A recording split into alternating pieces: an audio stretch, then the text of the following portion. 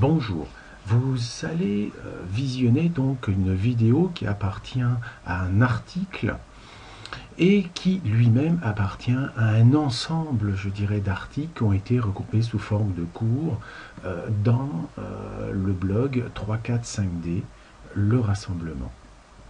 Donc vous savez que la démarche sur la voie de l'éveil demande d'aller fouiner un tout petit peu partout et nous sommes souvent perdus par rapport à tout cela devant cette masse énorme d'informations. Donc à ce titre, sur ce blog, vous aurez la possibilité de pouvoir, je dirais, aller à votre rythme en regardant par exemple quels sont les préalables au cours, le cours lui-même divisé en 12 chapitres, ainsi qu'avec les suppléments. Donc pour les autres parties, vous aurez l'occasion de découvrir quand vous y viendrez. Donc n'hésitez pas, quand vous aurez visualisé cette vidéo, d'aller visiter le lien de l'article lui-même et ensuite ce sera à vous de faire votre propre chemin selon votre cœur. Merci, au revoir.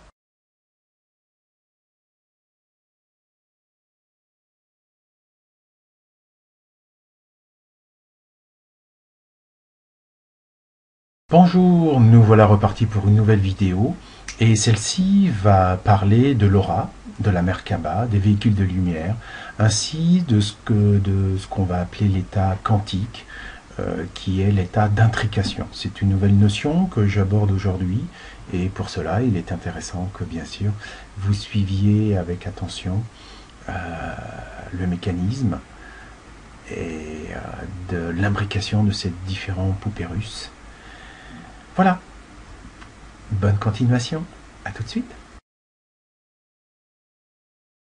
Compte tenu que je ne suis pas sûr que tout le monde ait lu mes articles précédents, je vais juste faire un petit résumé de l'imbrication, ce que j'appelle des poupées russes. En effet, sans cette conception fondamentale, tout le reste va vous passer, on va dire, en dessous, au-dessus, à côté, mais vous ne comprendrez pas correctement. Quand je dis correctement, ça sera plus difficile pour vous. Donc là maintenant, ce que je vais aborder, c'est effectivement comment les poupées russes s'imbriquent les unes dans les autres, puisque je vous en ai parlé. Donc là, je vais mettre ce qu'on appelle la poupée russe, ce que j'appelle la poupée russe numéro 1, c'est-à-dire la plus grande. Pourquoi la plus grande? Puisque c'est celle qui représente, on va dire, les 24 dimensions, où nous allons retrouver effectivement d'abord les 3 lignes fondamentales. La première correspondant, je vous le rappelle, au soleil central, que l'on appelle Alcyone, tout simplement. Donc c'est le soleil central, l'équivalent de la source, si vous voulez, pour nous. Ensuite, la ligne centrale, c'est le soleil, c'est-à-dire que le soleil du système solaire dans lequel nous vivons. Et enfin, forcément, en marron, nous allons retrouver donc la planète Terre, que l'on appelle Urantia. Ces différentes parties vous indiquent en fait comment notre esprit directeur vit dans tout ça. Donc, je vous ai parlé lors d'un article précédent que la partie supérieure ici, qui serait donc la partie féminine, correspond à l'un, au grand soi essence. Je reviendrai sur cette pourquoi l'un dans les articles futurs. Ensuite, je vous avais présenté la seconde partie du grand soi, que j'appelle le grand soi énergie, que on dénommerait sous la vision, ce qu'on appelle le créateur.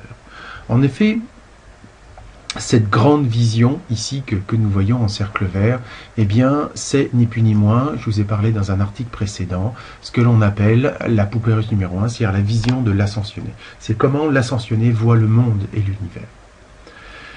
Ensuite, donc par définition, plus nous voyons ceci, plus nous l'intégrons véritablement, plus ça veut dire qu'on élève notre vibration et que on voit beaucoup mieux ce qui se passe en fait.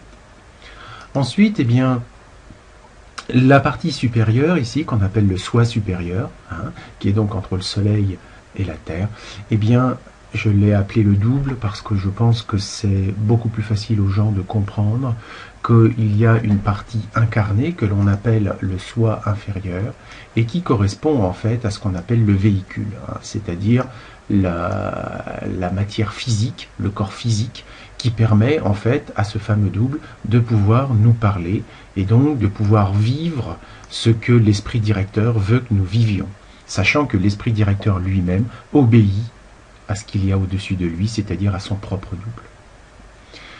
Donc ça, c'était un rappel, je dirais, de la vision de l'ascensionné. Maintenant, nous pouvons comprendre que la poupée russe numéro 2 va venir s'intégrer à l'intérieur de ce schéma et va prendre cette position-là. C'est-à-dire que nous avons donc cette partie incarnée de l'esprit directeur. Attendez, je recule un tout petit peu, de l'esprit directeur, où au milieu, nous voyons effectivement ce qu'on appelle le deuxième voile de l'oubli. Alors, ce deuxième voile de l'oubli, j'ai dit dans un article précédent que ça correspondait à l'humanité. En effet, votre corps physique appartient à Urantia. Et le double vient bien expérimenter sur Urantia. Donc nous verrons que ce deuxième voile de l'oubli est véritablement l'humanité. L'humanité n'existerait pas s'il n'y avait pas de corps physique. Tout simplement. J'irai un peu plus loin après dans les prochains articles, ne vous inquiétez pas à ce sujet. Ensuite, eh bien, nous avons pu aussi voir, donc ça correspondait à ce que j'appelle la poupée russe numéro 2, hein, c'est-à-dire celle qui est imbriquée à l'intérieur de la 1 et qui est la vision de l'illuminé. C'est-à-dire que l'illuminé, c'est qu'il est un corps incarné dans lequel un double va s'exprimer. C'est aussi simple que cela. Ensuite, eh bien, nous allons forcément, je dirais, aborder la vision de l'humain, entre guillemets, hein, c'est-à-dire la troisième poupée russe qui va venir se positionner ici, tout simplement, et qui correspond à la vision, ce qu'on appelle du préhumain. C'est-à-dire que le préhumain se voit comme ça. Il voit donc bien ces 7 chakras, on va dire, les 3 premiers dans la matière, les 3 seconds qui sont dans l'étage aérien, on va dire, et le 7e chakra. Donc voilà. Voilà lui comment il se voit. Voilà, on peut dire, la limite de son monde. Excusez-moi. Donc l'illuminé, c'est celui qui a franchi d'une certaine manière, qui a osé passer ce premier voile de l'oubli, hein, où se situe, je le rappelle, ce que l'on appelle la particule d'esprit. Donc la particule d'esprit est une partie de votre esprit directeur qui est venu s'incarner ici pour vivre l'expérimentation.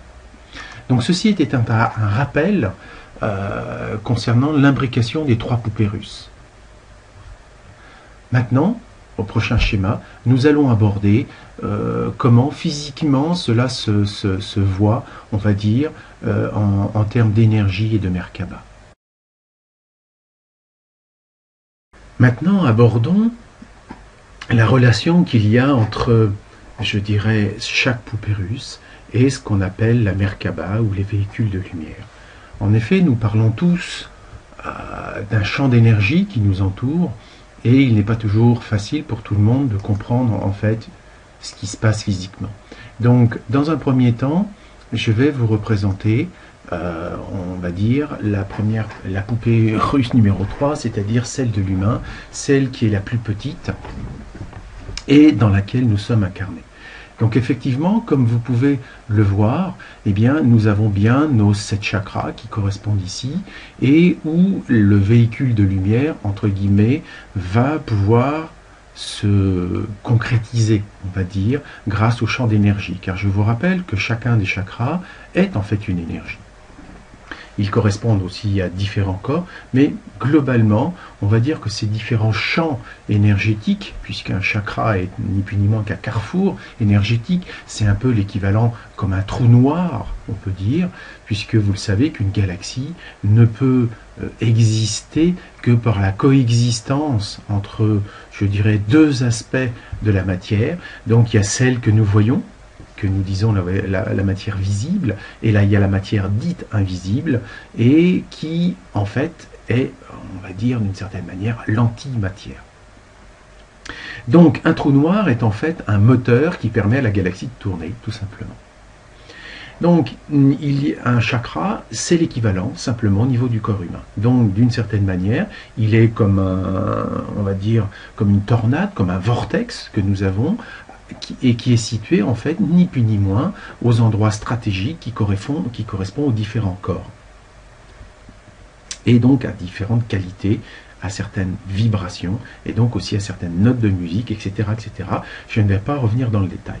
Donc souvent, cette représentation de l'être humain va être compréhensible par la fameuse Merkaba, qui a été, je dirais, ni plus ni moins vulgarisée grâce à Drunvalo Melchisedec. C'était donc je dirais, un travailleur de lumière qui a fait donc les premiers pas pour faire comprendre à l'humain qu'il y avait une géométrie dite sacrée. Donc nous sommes en train de redécouvrir tout ça.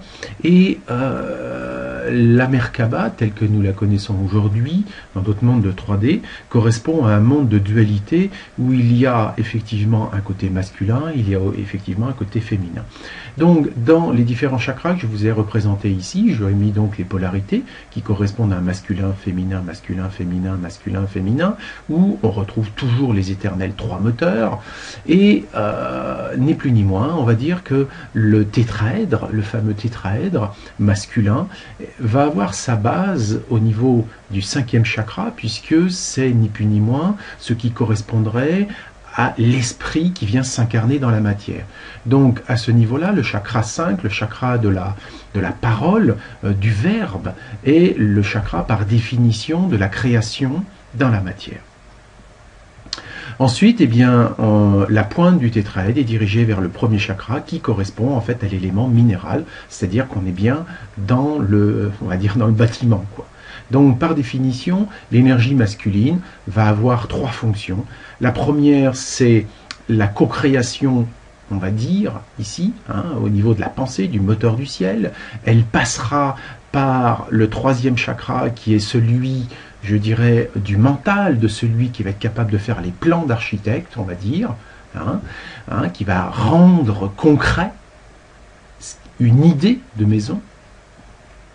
Et ensuite, eh bien, il va monter les meubles, c'est-à-dire qu'il va monter les parpaings, il va minéraliser la chose, c'est-à-dire qu'il va, à son niveau, monter les murs.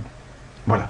Voilà pourquoi les hommes, l'énergie masculine, par définition, est je dirais, une énergie de construction, de matérialisation, on va dire. Et ce côté-là, pour faire le lien, je dirais, avec d'autres articles avant, sera en correspondance avec le fameux Michael. Ensuite, nous avons la deuxième partie qui, elle, est féminine. Et la partie féminine, eh bien, vous comprenez que c'est aussi la relation avec ce qu'on dit mari, avec l'amour, mais aussi avec la vie, ce qui anime. Parce que autant ce tétraèdre-là est ce qu'on appelle la partie matérielle des moteurs électriques, ceci est le courant électrique. Et donc le courant électrique, eh bien, on va dire d'une certaine manière, émane de la Terre, dans le sens que la base du tétraèdre féminin se situe au niveau du 2e chakra, c'est-à-dire que grâce à elle, la vie peut être dans la matière. Ensuite, eh bien, cet amour va toujours essayer d'aller vers le haut, puisque ici, l'esprit masculin, l'esprit, on va dire, essaye de pénétrer la terre, eh bien, on va voir que le côté féminin essaye de retourner à la source, tout simplement. Donc, la base du tétraèdre féminin se trouve au niveau du 2e chakra. Ensuite, elle passe au niveau du centre, au niveau du cœur. Et ensuite, ici, eh bien, vous avez le 6e chakra, qui est la pointe, qui est la communication avec les dieux, et qu'on appelle le 3e œil. Voilà pourquoi on a brûlé plus de sorcières du temps du Moyen-Âge que de sorciers. Le sorcier faisait de la chimie, la sorcière faisait de la communication. Enfin, un était dans la matière, l'autre était dans, on va dire, la communication avec les énergies. Donc, vous pouvez comprendre que notre véhicule de lumière dans ce monde de 3D, eh bien, s'associe en fait à la Merkaba que nous connaissons aujourd'hui, qui va permettre, entre guillemets, la réunion de 2 polarités, et où, effectivement, le centre de cette Merkaba correspond, en fait, là où se situe la particule d'esprit. Vous voyez, c'est simple, pas compliqué, on va dire. Et donc, si je veux représenter d'une manière, je dirais, plus simple maintenant, puisque bon, nous allons passer à un niveau, je dirais, de représentation un petit peu plus simplifié pour la suite de l'explication, eh bien, nous avons ici, effectivement, donc je représente ni plus ni moins l'humain, avec son véhicule de lumière, et juste pour vous faire comprendre à peu près où était la taille, vous savez, puisque ici je peux représenter l'humain, excusez-moi, je vais mettre tout ça au premier plan, on peut voir qu'effectivement il y a une correspondance, hein, il n'y a pas photo là-dessus, entre le corps humain bien sûr et tous ses chakras. Donc en clair, la taille ici au niveau de l'humain, de cette Merkaba, eh bien, il y a l'aspect, on va dire, théorique que je suis en train de vous décrire, et on va voir que je dirais, la taille réelle de cette Merkaba ne s'arrête pas uniquement, je dirais, entre les épaules et l'entrecuisse, c'est que elle s'étend, je dirais, globalement, on va dire, à 50 cm. Quand vous tendez les bras, elle est à peu près à 50 cm à l'extérieur de vous. En clair, je vous représenterai ça un petit peu plus loin parce que je vais tout mélanger sinon. Donc ici, eh bien, nous avons effectivement le premier véhicule de lumière, hein, qui correspond, on va dire, à l'être humain, que je vais reculer tout au fond. Voilà, donc nous comprenons que nous avons un premier niveau, hein, qui est donc cette fameuse poupée russe numéro 3. Et ceci correspond, ce format va correspondre bien sûr au monde dans lequel nous vivons, c'est-à-dire celui de 3D, où un voile de l'oubli, ce premier voile de l'oubli, est vraiment au centre, et ça ne sera que grâce à l'équilibrage de nos tétraèdres masculins et féminins que nous pourrons effectivement passer au stade suivant. Et donc le stade suivant va correspondre, et là je vais vous le mettre ici, va correspondre bien sûr à cette deuxième poupée russe. Or, rappelez-vous, je vous disais que la Merkaba, quand nous allons passer en 5D, va changer de forme. Et effectivement, elle va changer de forme dans le sens du dodécaèdre. En clair, attendez, je le représente ici, je vais vous montrer ceci sous un autre angle. Le dodécaèdre, en fait, est, comme vous pouvez le voir, basé sur le 5, et il possède donc 12 faces. Ce dodécaèdre est la nouvelle forme, entre guillemets, de cette poupée russe. Je vous ai dit dans d'autres articles qu'elle partait de la 5D pour aller jusqu'à la 11D. Donc, cette fameuse, on va dire, ce fameux dodécaèdre est le véhicule de lumière qui, bien sûr, va englober, hein, on peut le dire véritablement, est la deuxième couche géométrique qui va venir entourer, hein, on va dire, notre... attendez, hop, je vais faire ça mieux, voilà. Voilà. Et ça, je vais le faire disparaître. Donc ici, on voit qu'on a une deuxième couche qui correspond à la deuxième poupée russe et qui a à peu près une envergure de 8 mètres. Donc autant celle-ci avait une distance allant de, on va dire, allez, 3 mètres globalement, hein, puisque si je mets 50 cm au bout de chaque bras et que je considère que vous avez des bras qui font jusqu'à 2 mètres, ce qui n'est pas le cas de tout le monde, bon, on va dire que globalement, la Merkaba telle que nous la connaissons en 3D va varier entre 2,50 m et 3 mètres. Par contre, l'autre Merkaba, puisque le mot Merkaba veut dire littéralement un véhicule de lumière, eh bien, moi, dans mes écrits, je dis la Merkaba en faisant comprendre que c'est le tétraèdre, le double tétraèdre, mais dans la réalité, Merkaba veut dire véhicule de lumière d'une certaine manière, puisque c'est votre cheval, c'est-à-dire celui qui vous permet de pouvoir sauter dans les différentes dimensions. En fait, oui, c'est votre cavalier. Hein. Donc, ce dodécaèdre va pouvoir vous emmener jusqu'à je dirais la 11D, je reviens ici, c'est-à-dire jusqu'ici, jusqu'au seuil du passage de l'autre côté du Soleil. En effet, cette deuxième vision correspond à celui de l'illuminé, hein, puisque la première était celui du préhumain, on va dire. Celle-ci, c'est la deuxième poupée russe, celle de l'illuminé, et nous allons voir qu'effectivement, eh bien, nous allons passer je dirais, à une autre forme géométrique que l'on appelle l'icosaèdre. Et cet icosaèdre, au lieu d'avoir, on va comprendre parce que c'est toute une logique. Ici, vous pouvez voir que le dodécaèdre, c'est une forme géométrique, hein, où il y a 5, c'est-à-dire qu'une face possède 5 côtés. Eh bien, le propre de l'icosaèdre, c'est que, en fait, si vous regardez bien, eh bien, ici, vous avez 5 arêtes. C'est-à-dire qu'on passe à un stade au-dessus, mais toujours avec une logique de 5. Pour les gens qui veulent aller un tout petit peu plus loin dans ce qu'on appelle la géométrie sacrée. Donc, cet icosaèdre va aller, lui, jusqu'à un niveau que je vous avais dit, qui était en fait ni plus ni moins la 18D. C'est-à-dire que, si vous vous rappelez, ici nous avions donc 3, 6, 9, 12, 15, 18D, parce que ici il n'y a plus besoin de véhicule de lumière, et vous allez comprendre pourquoi un tout petit peu plus tard. Donc, je dirais, ce véhicule de lumière là est celui qui vous permet d'intégrer littéralement tout ce qui peut prendre forme. Donc vous pouvez vous rendre compte que ça rapproche pratiquement du cercle. Hein. C'est-à-dire que plus on va monter, hein, plus on se rapproche du cercle en fait. Et on va voir à quoi ça sert tout ça. Donc cet icosaèdre, hein, est le véhicule de lumière qui englobe, on va dire, ni plus ni moins, alors ça je vais le retirer, ni plus ni moins, l'être humain.